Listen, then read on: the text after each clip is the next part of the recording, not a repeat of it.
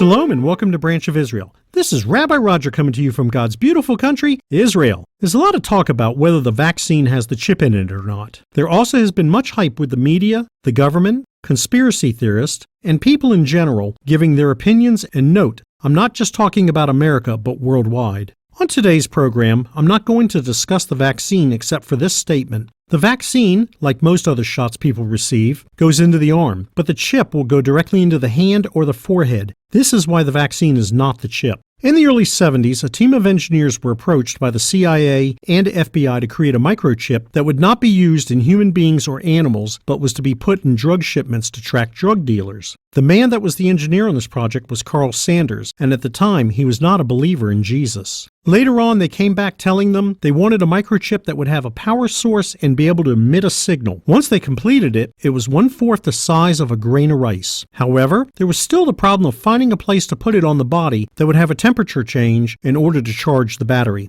The battery source was to be lithium, but according to experts, it has one drawback. It produces an infection when brought into contact with exposed organic tissue. This team of engineers spent over $1 million of taxpayers' money to find out there are two places on the body where this happens. On the forehead, just below the hairline, and the other was in the right hand between the thumb and index finger. In the 90s, the chip was being put into animals everywhere, and people were buying into it. I saw this as one of the predecessors to the microchip going into the human body next. As for people, well, Sweden last year had chipped over 4,000, and they can wave their hand to draw out money or open their phone. The next predecessor I noticed is more recent. We can now take our credit/debit cards and wave them over the card reader, and it charges the card. On the bus here in Israel, we have a card with a chip in it that I just put on a reader and it takes money from it. If that is not enough, then look at where we are heading with virtual cash, such as Bitcoin, for example, and China is pushing to become a cashless society. Now, to finish the story about Carl Sanders, he eventually became a believer and noticed everything that he had helped to design and engineer was found in the book of Revelation. He also found that the word for 666 meant to stick, such as to prick, as for recognition of ownership.